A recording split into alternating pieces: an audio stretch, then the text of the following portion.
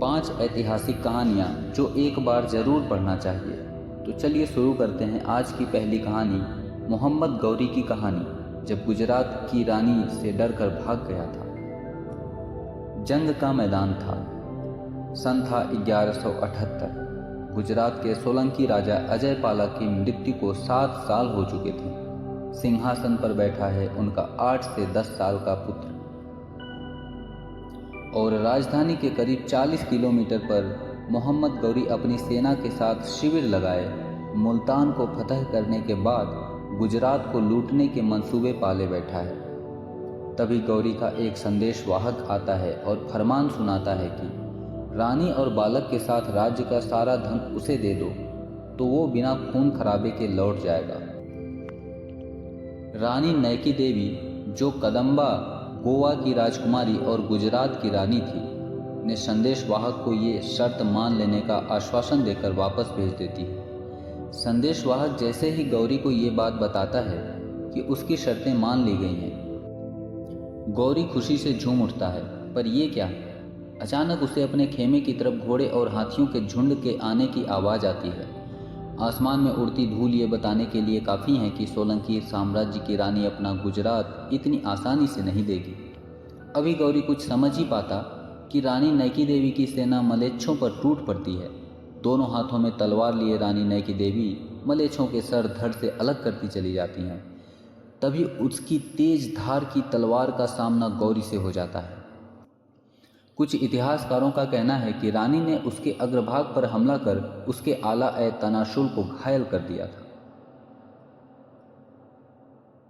उसके बाद रक्तिरंजित गौरी अपना घोड़ा लेकर सीधे मुल्तान की तरफ भागा और उसने अपने सैनिकों को बोल दिया था कि रास्ते में कहीं नहीं रुकना है। मुल्तान भागते समय उसका घोड़ा अगर गश खाकर जमीन पर गिर जाता था तो गौरी घोड़ा बदल देता था, पर रुकता नहीं था। उसके बाद गौरी ने इतना खौफ बैठ गया, फिर भी उसने दिल्ली पर तो वार किया, पर कभी गुजरात की तरफ नहीं देखा।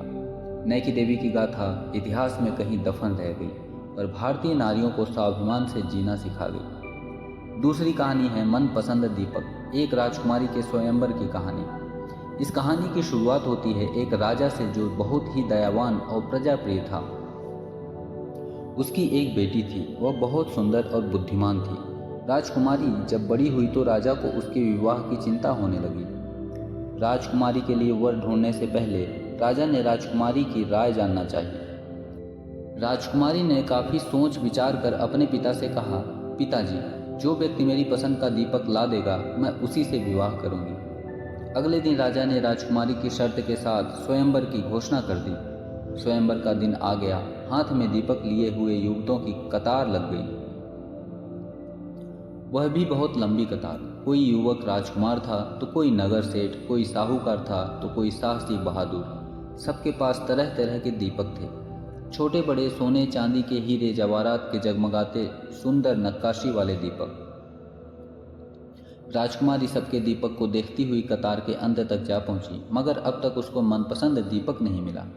लेकिन कतार के अंत में खड़े युवक के हाथ में कोई दीपक नहीं था। राजकुमारी ने उस युवक से पूछा, आप अपने साथ दीपक नहीं लाए? युवक ने दाएं बाएं देखा, थोड़ी सी गीली मिट्टी उठाकर एक गोला बनाया और फिर उसे बाएं हाथ में लेकर उसने अपने दाएं कोहनी से दबा लिया। मिट्टी का दीपक तैयार हो गया। राजकुमारी ने मुस्कुराकर वरमाला उसी गले में डाल दी। दोस्तों, दीपक का काम प्रकाश से देना है, फिर चाहे वह सोने का हो या मिट्टी का। जिस समय प्रकाश की जरूरत हो तब क्या हम सोने या चांदी के दीपक को ढूंढने अथवा खरीदने निकलेंगे? राजकुमारी को दीपक की जरूरत नहीं थी। दरअसल वह तो सिर्फ प्रतिभा और दूरदर्शिता की परीक्षा ले रही थी। तीसरी कहानी है दृढ़ निश्चय का फल, महर्षि पाणिनि की कहानी। दोस्तों, आज मैं आपको बहुत ही अच्छी कहानी बताने जा रहा हूँ, जिसे सुनकर आपका मन खुशी और प्रेरणा से भर जाएगा। बहुत पुरानी बात है, एक जंगल पर एक गुरुकुल था जिसमें बहुत सारे बच्चे पढ़ने आते थे। एक बार की बात है, गुरुजी सभी विद्यार्थियों को पढ़ा रहे थे, मगर एक विद्यार्थी ऐसा था जिसे बार बार समझाने पर भी समझ में नहीं आ रहा था। गुरुजी को बहुत तेज गुस्सा आया और उसने उस विद्यार्थी से कहा, जरा अपनी हथेली तो दिखाओ बेटा। विद्यार्थी ने अपनी हथेली गुरुजी के आगे रख दी। हथेली देखकर गुरुजी बोले, बेटा तुम घर चले जाओ, आश्रम में रहकर अपना समय व्यर्थ मत करो, तुम्हारे भाग्य में विद्या नहीं है। शिष्य ने पूछा, क्यों गुरुजी?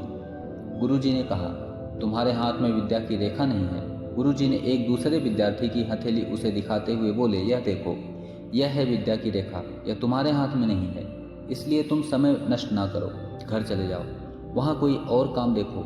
विद्यार्थी ने अपनी जेब से चाकू निकालकर, जिसका प्रयोग वह दातुन काटने के लिए किया करता था, उसकी पैनी नोक से उसने अपने हाथ में एक गहरी लकीर बना दी। हाथ लहूलुहान हो गया। तब वह गुरुजी से बोला, मैंने अपने हाथ में विद्या की रेखा बना दी गुरुजी। यह देखकर गुरुजी द्रवित हो उठे। उन्होंने उस विद्यार्थी को गले से लगा लिया। गुरुजी बोले, तुम्हें विद्या सीखने से दुनिया की कोई ताकत नहीं रोक सकती बेटा। दृढ़ निश्चय और परिश्रम हाथ की रेखाओं को भी बदल देती हैं। वह विद्यार्थी आगे चलकर महर्षि पाणिनि के नाम से प्रसिद्ध हुआ, जिसने विश्व प्रसिद्ध व्याकरण अष्टाध्यायी की रचना की।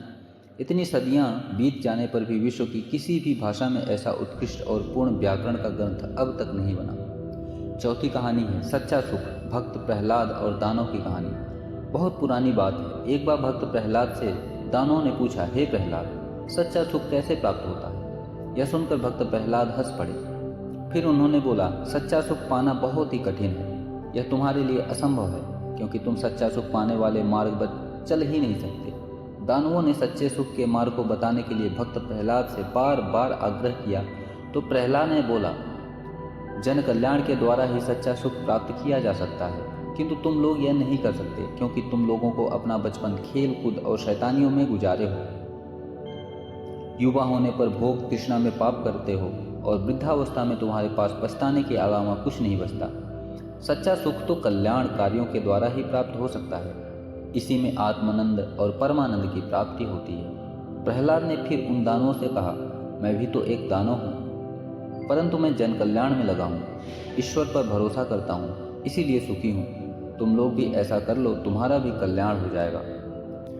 याद रखो, किसी भी उम्र में प्रभु सुमिरन तथा दुष्कर्मों का त्याग करके उनका प्रायश्चित कर लेने से सद्मार्ग साफ दिखाई देता है। उस पर चलते रहने से गुरु कृपा होती है, तब जाके सच्चा सुख मिलता है। प्रहलाद की इन्हीं बातों को सुनकर उन दानवों ने संकल्प लिया कि जीवन का जो बचा हुआ भाग है उसे व्यर्थ ना करके जन कल्याण में समर्पित कर सच्चा सुख प्राप्ति वाले मार्ग पर चलेंगे। पांचवी कहानी है परमात्मा पर भरोसा। एक राजा की कहानी। एक राजा था, उसका एक मंत्री था जिसका नाम था जय सिंह।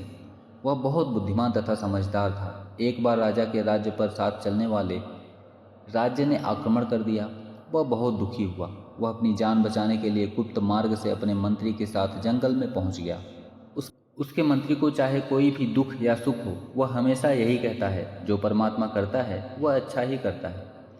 परंतु राजा को यह बात अच्छी ना लगती, इसलिए जब भी वह मंत्री के मुख से यह बात सुनता तो जल भून जाता। अब मंत्री और राजा अपनी जान बचाकर जंगल में पहुंचे तो मंत्री मन ही मन परमात्मा को धन्यवाद दे रहा था। उसने राजा से कहा, राजन, घबराने की क्या जरूरत है? ईश्वर पर भरोसा रखो, वह जो भी करता है अच्छा ही करता है।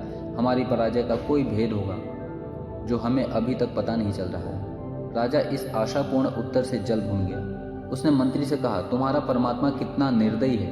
उसने मेरा राजपाट, ताज, तख्त सभी कुछ मुझसे छीन लिया। बातें करते करते काफ़ी समय बीत गया। अंधेरा छाने लगा और फिर वर्षा भी होने लगी। मौसम में एकदम ठंड छा गई। उन्हें सर्दी पीड़ा दे रही थी। उन्होंने आग जलाई, परंतु बौछार के साथ ही वह भी बुझ गई। तभी राजा भी भड़क कर मंत्री से कहा, तुम्हारा भगवान कितना निर्दयी है, उसे हम पर जरा भी तरस नहीं आता। इतने में उन्हें घोड़ों के टापू का स्वर सुनाई दिया। सिपाही घोड़ों पर बैठकर उनकी तरफ आ रहे थे। दुश्मन के सिपाहियों को देखकर राजा का बुरा हाल हो रहा था, लेकिन अंधेरा होने के कारण राजा और मंत्री के घोड़े दिखाई ही नहीं दिए। तभी उनमें से एक ने कहा, जल्दी ढूंढो, वह यहीं कहीं छुपे होंगे। दूसरे ने कहा, जल्दी करो, कल उन दोनों को फांसी दे दी जाएगी और हमें बहुत सारा इनाम मिलेगा। लेकिन वे सैनिक राजा और मंत्री को ना ढूंढ सके और वापस चले गए। इस तरह राजा और मंत्री की जान बच गई। तभी मंत्री ने राजा से कहा, महाराज, अब तो आपको ईश्वर पर भरोसा हो गया कि परमात्मा जो भी करता है अच्छा ही करता है। यदि भगवान की कृपा से वर्षा न होती तो सिपाही आग की रोशनी में हमें ढूंढ लेते और कल हमें फांसी हो जाती। अब राजा को अपने समझदार भक्त मंत्री की बातें सुनकर बहुत प्रभावित हुआ। अब उसे परमात्मा पर विश्वास हो गया। उधर उसके राज्य में अचानक प्राकृतिक आपदाएं आई। राजमहल में बैठा दुश्मन राजा महल के मलबे में दबकर ही मर गया। चारों ओर हाहाकार मच गई। उधर मंत्री और राजा दोबारा अपने राज्य में चले गए। बिना लड़े भले ही उन्हें राज्य पुनः प्राप्त हो गया।